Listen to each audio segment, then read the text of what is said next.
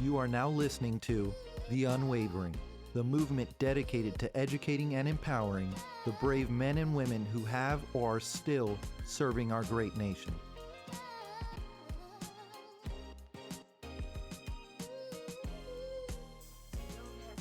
What's up, everyone? This is Kevin with another episode of The Unwavering. If you guys are just tuning in for the first time, I was an 8-year veteran in the United States Marine Corps. I served on the VH-3, VH-60, and the CH-53 helicopter as an avionics technician, quality assurance inspector, and communication security advisor.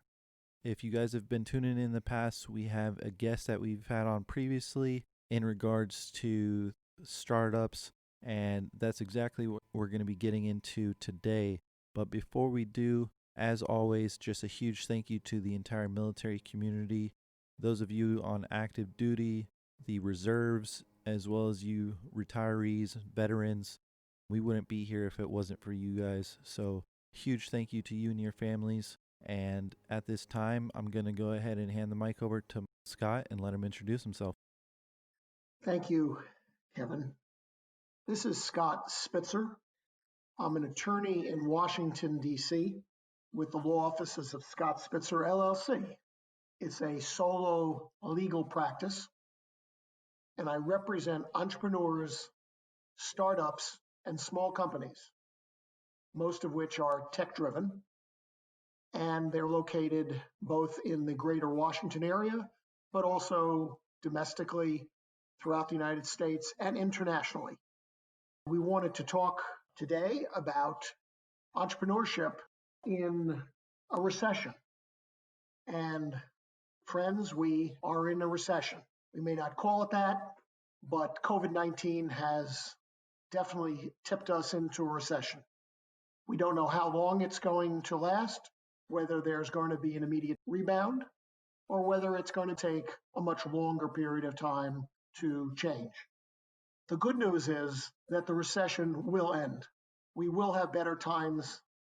And so the question on the table is, if you're now coming out of the service or you're a recent retiree, is this a good time to start a business? Or should you just put your head down and wait for better times? That's what we wanted to explore today.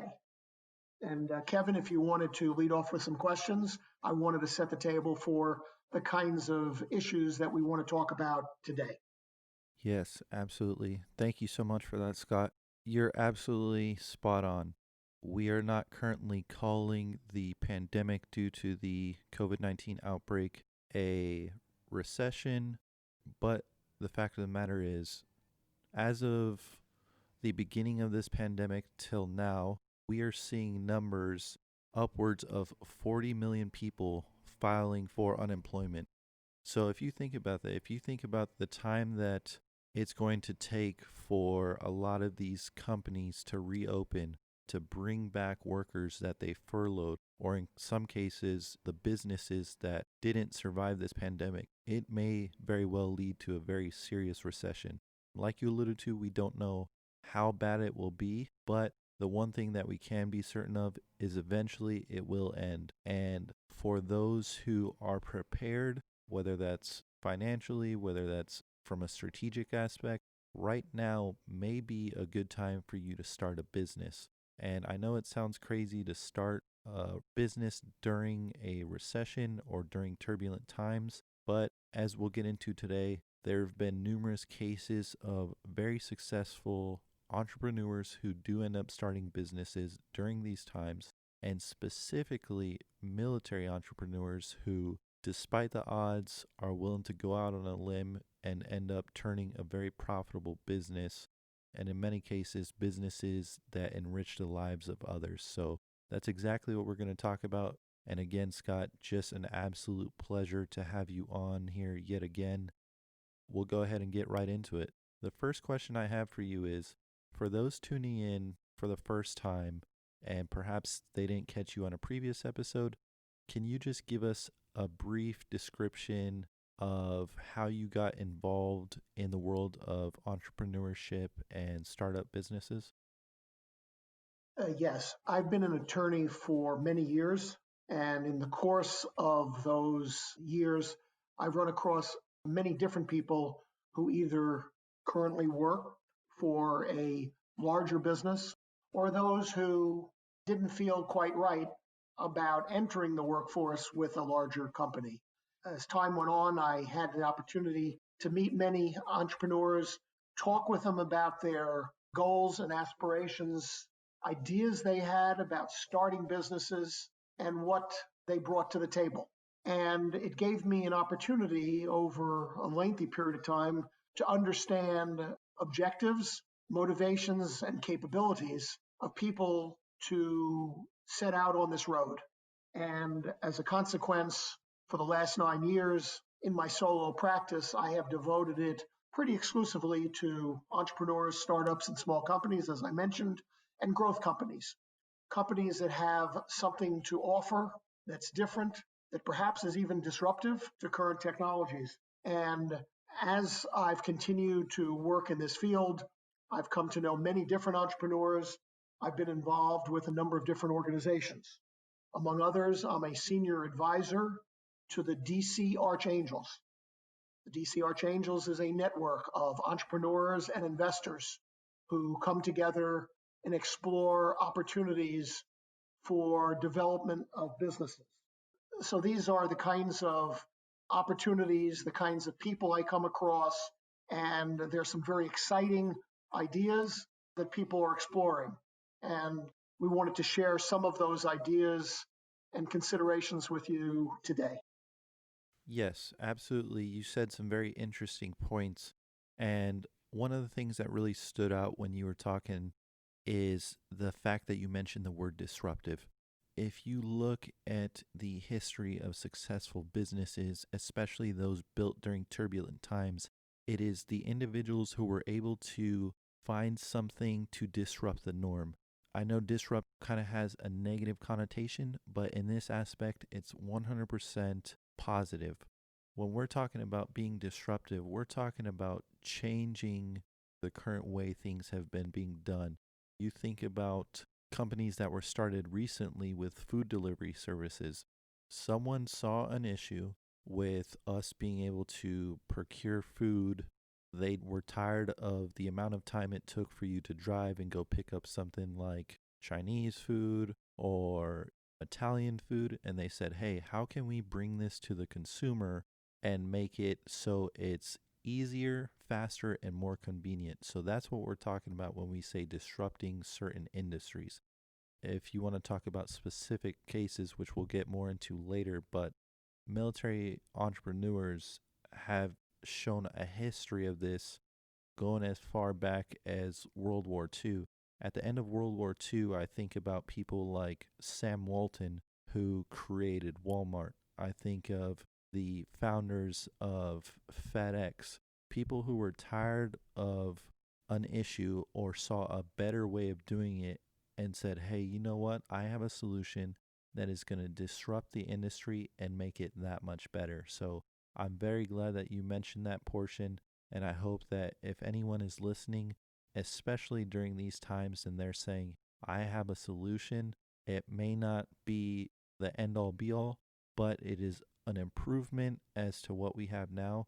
I hope that this episode today speaks to you and motivates you to take that next step. That's right, Kevin. The fundamental to start with for all those who are listening is consider what problems currently exist in the way we do business, in the way we conduct our personal lives, and then what is a solution to an existing problem?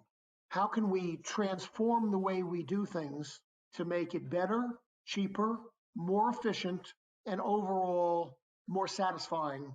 That's what the first order of business is for listeners. But in addition to solving existing problems that have existed for a long period of time, a recession brings with it new problems that didn't exist before. And those new problems require new solutions. So, for example, in a recession, when people are focused on their costs in a way they weren't in a booming economy, one of the areas that your listeners should consider is the problem of excess cost. So, what is it that can be brought to the table that will increase productivity and cut costs? In a recession, those kinds of solutions are ones which can be very successful. So, the recession poses new problems and it offers new opportunities to do things. For example, in a recession, you as an entrepreneur have the ability to amass assets that you need to pursue the solution in a discounted manner. Right now, for example, real estate. If you need an office, the going rate for offices in a recession is far cheaper than it would have been in a booming economy. You can amass those assets that you need to pursue the solution that you're seeking in a much more cost-effective way. In addition to resources like an office or a manufacturing facility, you have the ability to bring a team of brilliant and loyal people who are available at a much lower rate and a much greater availability than they would have in a booming economy. So you can put together the tools and you can put together the people to address the existing problem or the new problems created by the recession. That is so true. That's currently one of the things that I'm looking at now is how do I take this concept of veteran advocacy to the next level? And for me, I'm looking at getting into event spaces. Once things do open up, things go back to normal, or at least as close to normal as possible. That's something that I'm very interested in. How can I open up an event space? So, right now that we are in the recession, that's what I'm doing. I'm reaching out to different people. I'm learning where I can negotiate and how I can save costs because the fact is, a lot of these companies that either own buildings, warehouses, right now they're footing the bill. Even if they're not going to make what they would normally make, they still would like to know that, hey, there's someone that in 2 months from now would like to take out a lease on this building or would like to rent this office space.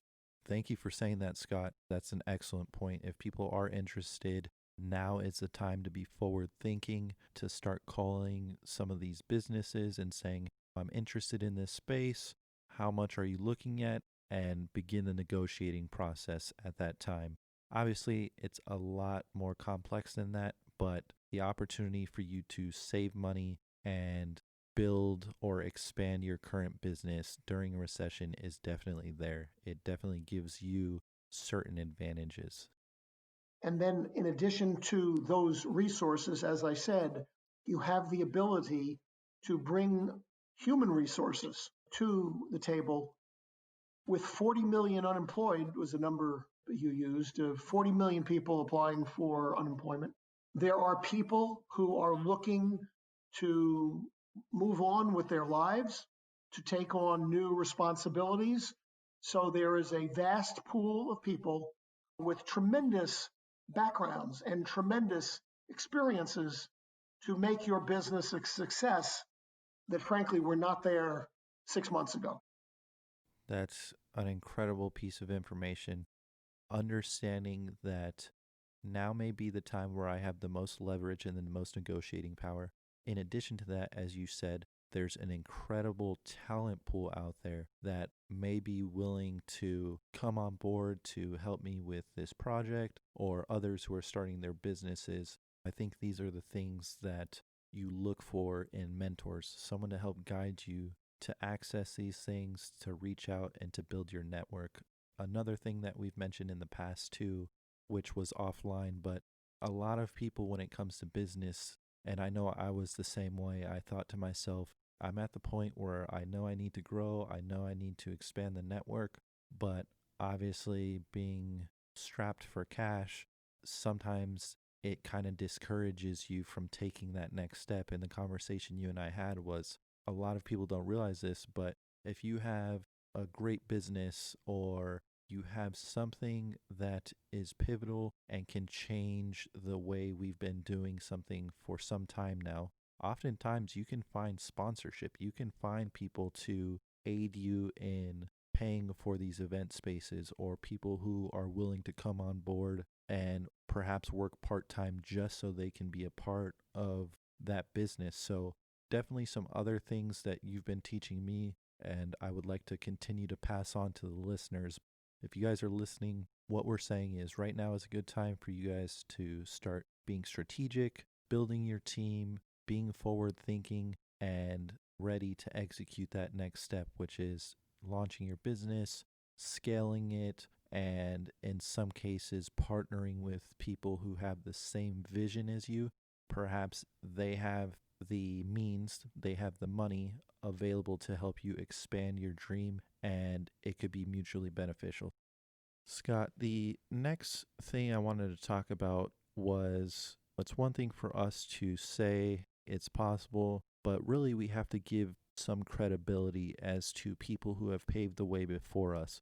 I mentioned earlier that Sam Walton and his brother Bud Walton started the first Walmarts shortly after the World War II recession, and that's just one story of an Army intelligence officer and a Navy veteran coming together to disrupt the commercial food industry and the commercial shopping industry, making things more readily available to the everyday consumer.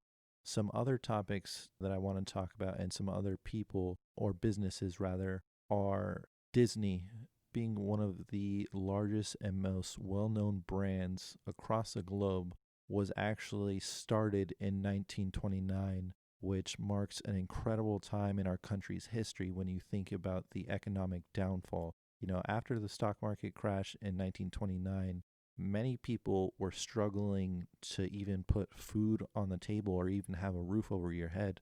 Yet Disney was able to create a business that has lasted well into the 21st century.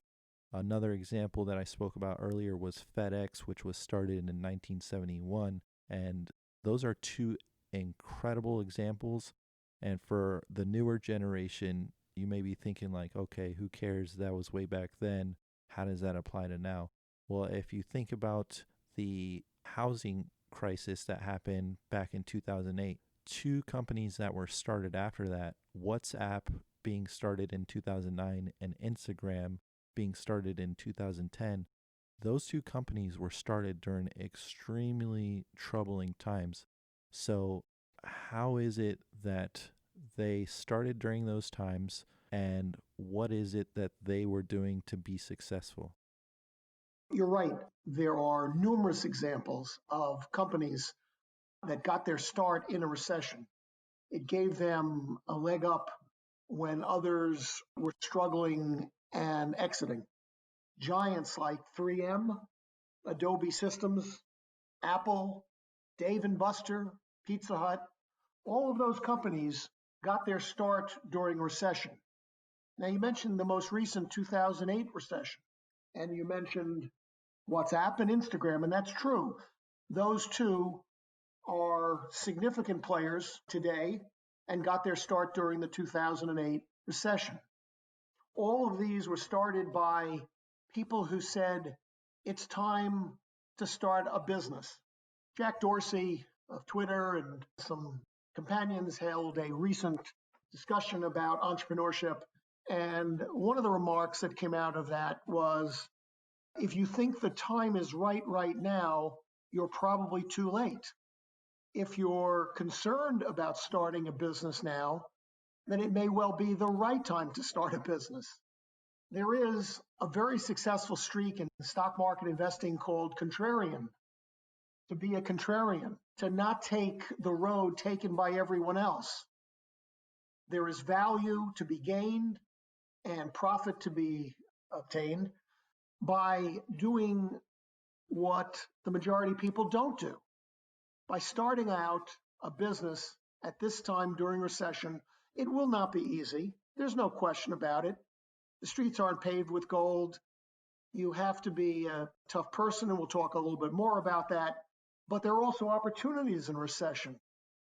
It's funny that you mentioned that because it just reminds me of something that happened very recently.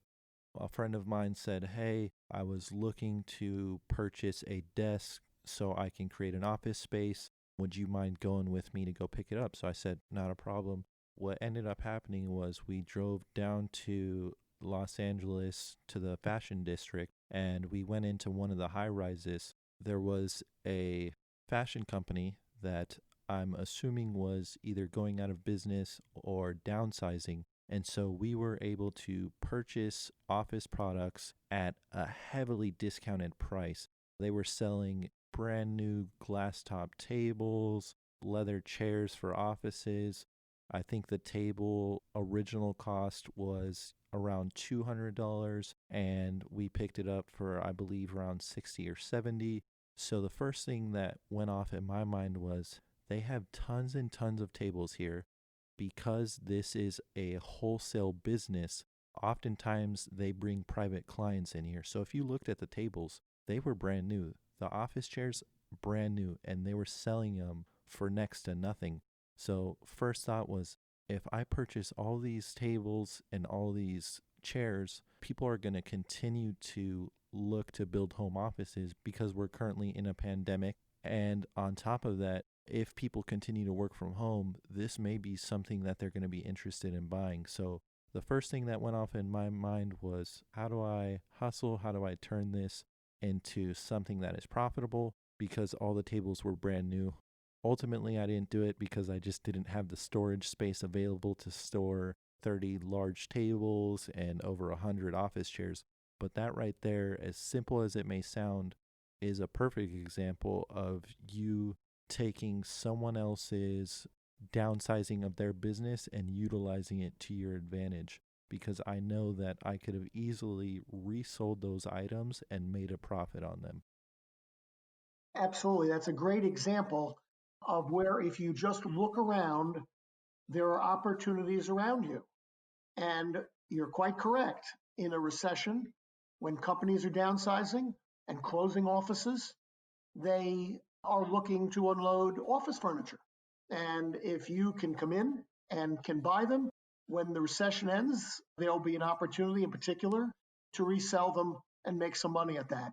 That's a perfect example, a paragon really, of the kinds of opportunities that are out there in a recession.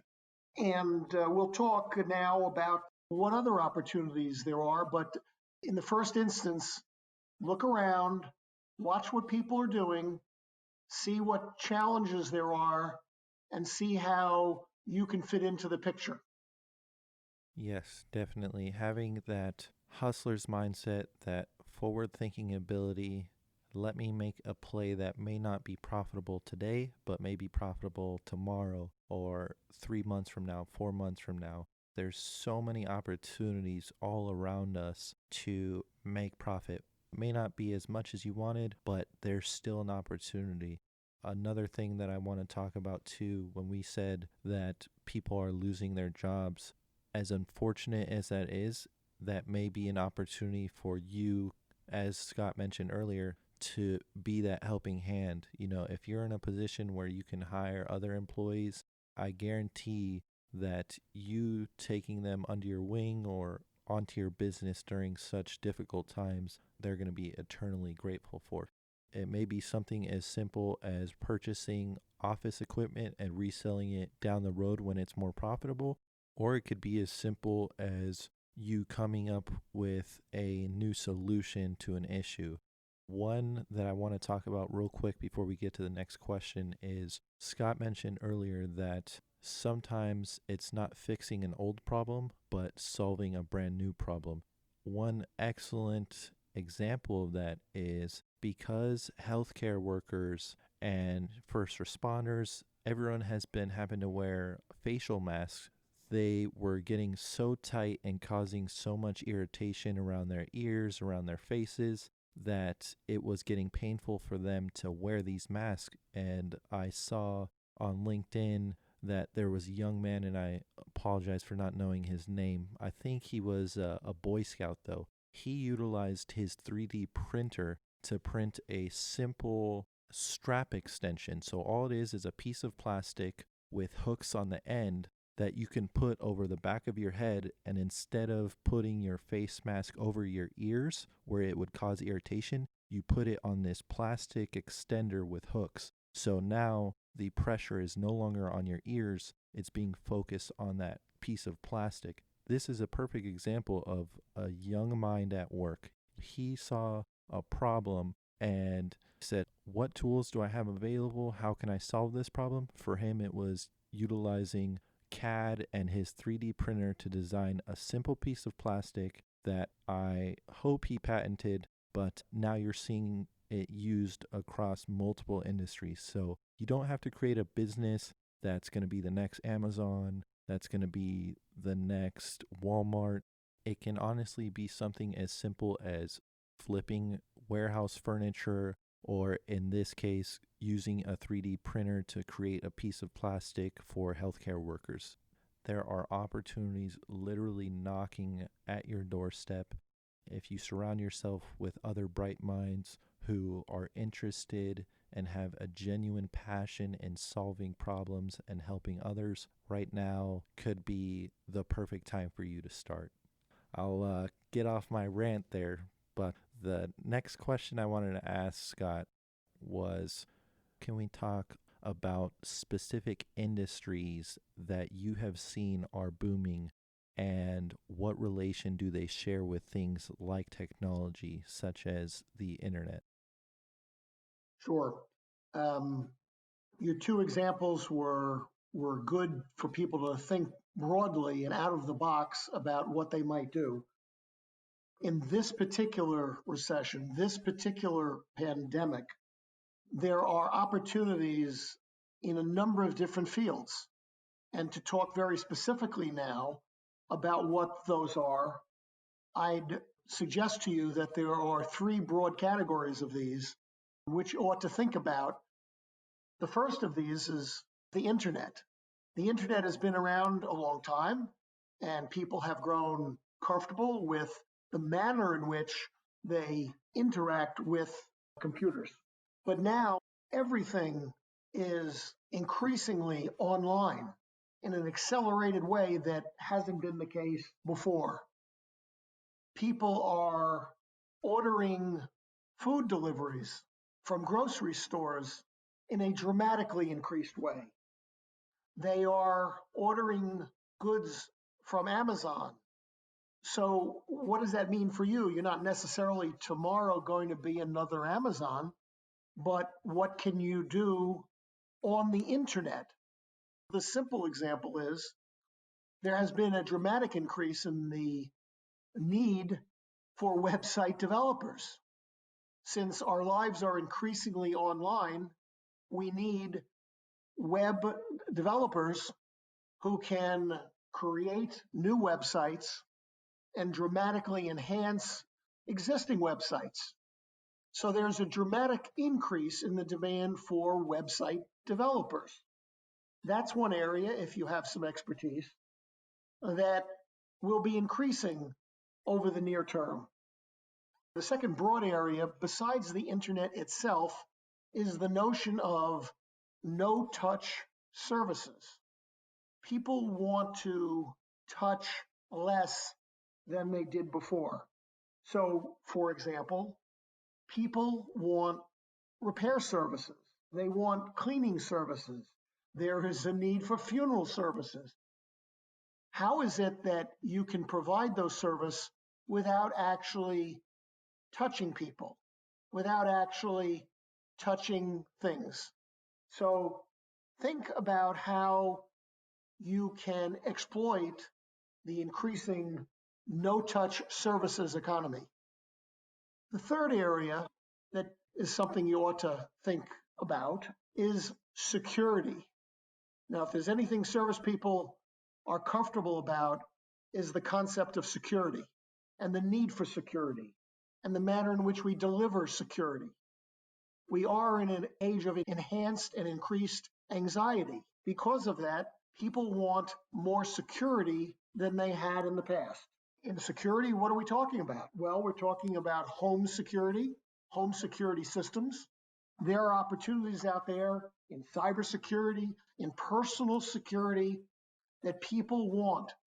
If you can come up with ways to address those concerns, people will want your product or they'll want your service. One of these that's close to folks who've been in the service is drones and robots. As Kevin mentioned, there are now robots that are delivering groceries on the streets. It started as an experiment on the campus of George Mason University, and now an entrepreneur in downtown Fairfax, Virginia, has a service where he's delivering groceries by robots. Again, it's security, it's a no-touch service. Drones are being used for a whole variety of everyday purposes. For example, companies that are doing mergers and acquisition transactions are using drones to oversee the properties that would be involved in the transaction. So instead of sending out the team physically to see the properties, they are using drones to evaluate the properties in connection with due diligence for an acquisition. There will be increased opportunities for ex-service people to have training and be employed in services that utilize drones because it is an increasing part of our society. So drones and robots are no-touch technologies which you can get involved with. It appears that for a foreseeable future, these kinds of services will be increasingly sought and used by people. And as a general matter, in terms of innovation, when innovation comes and becomes everyday life for 3 to 6 months, it's rare that after that 6 months, those products and services simply disappear. They may be enhanced, they may be improved, but they don't go away. So our methods of doing business and the products and services that we use have changed as a result of this pandemic, and there are opportunities for you that are internet driven, that reduce the amount of personal touch and enhanced people's desire for security. Those are three areas that really are opportunistic for those of you who want to think outside the box. You said some things that I would like to add on to because, again, I think it's really about us teaching how to be forward thinking and showcase certain examples of people who have adapted and turned their ideas into something that is simple or on the cusp of being revolutionary. You mentioned that because of our current situation, there has been an increase in things like cleaning and things like no touch services. And it's funny that you mentioned that because a few weeks ago, I was actually interacting with someone on a podcast group on Facebook. And across the board, if you look at it, for most podcasters, they have seen a slight either decrease or steady state of where their podcast was, with few exceptions. The big names out there like the Joe Rogans and those individuals, I'm sure their numbers aren't affected as much. But the person who I was talking to said that her podcast was growing exponentially and she couldn't believe it. So obviously that caught my interest. And I said, well, if you don't mind me asking, what is your podcast about? And so she is a business owner and a maid, and her podcast is specifically on cleaning solutions that you can make at home, areas that we often forget to clean. So it was her turning her simple concept of her cleaning business into a audio medium, being a podcast, and she had no idea that it would blow up like that. But I think because of the power of the internet and the uniqueness of our current situation, her specific industry or sector is seeing much more interest than ever before. So that's just one example of someone being in the right place at the right time, and it worked out in her favor. Just really interesting if you look at how these pandemics or these recessions affect so much more than just that initial issue. I hope that you guys continue to engage with us. If you guys do have questions, you reach out to individuals like Scott, you reach out to myself.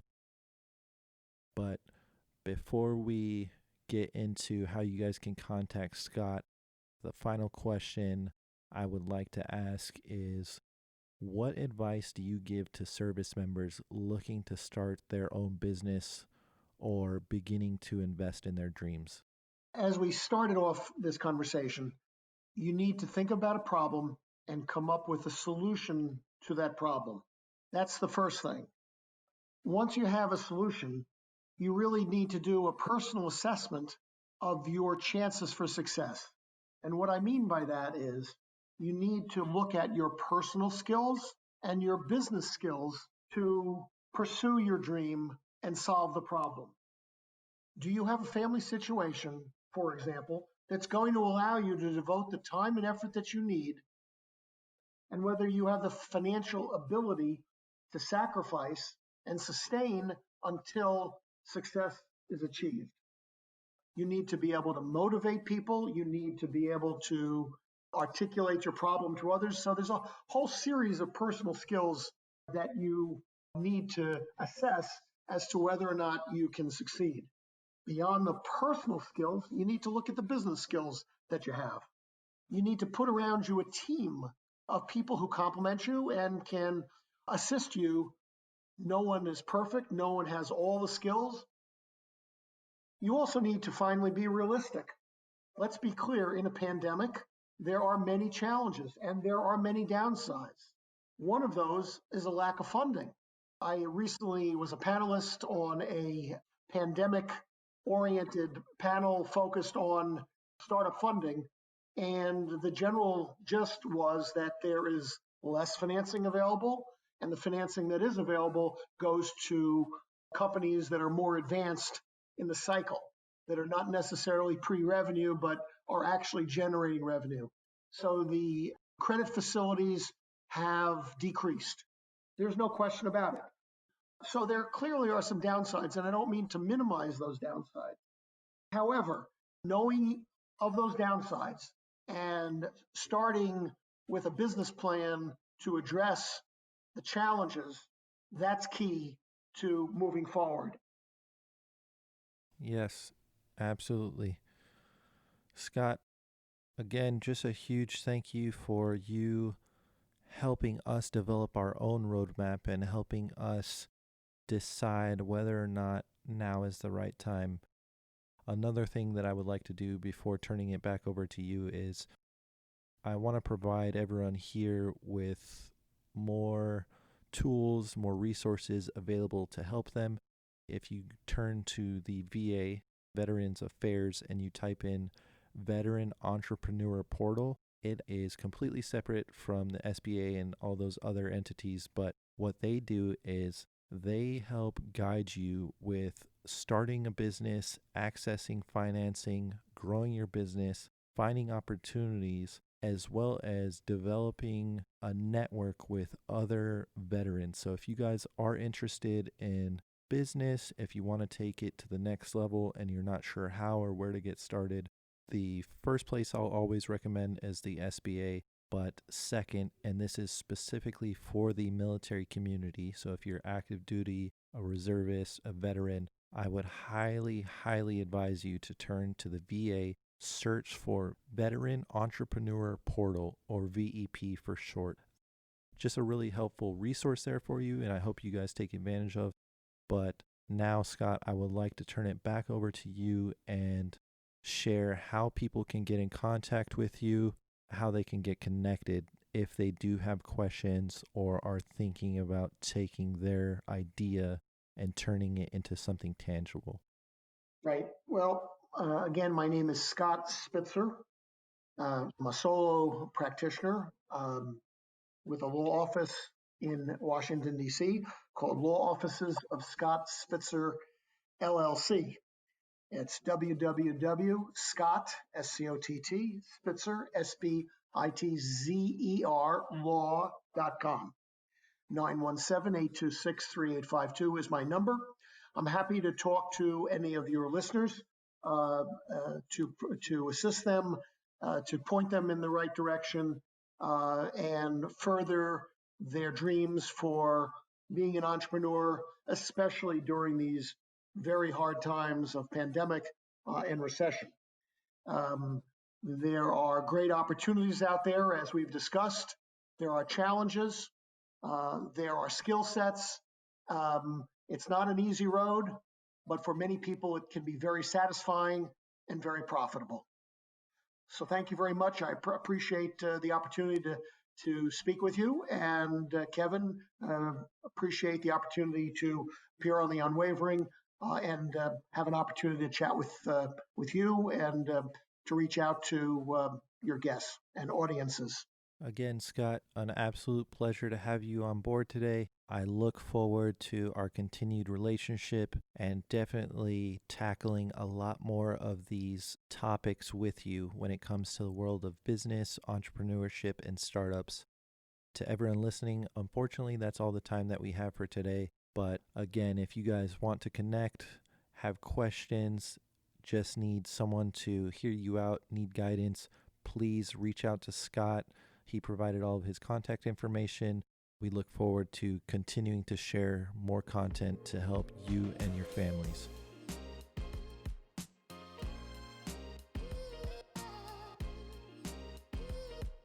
Thanks for listening to The Unwavering.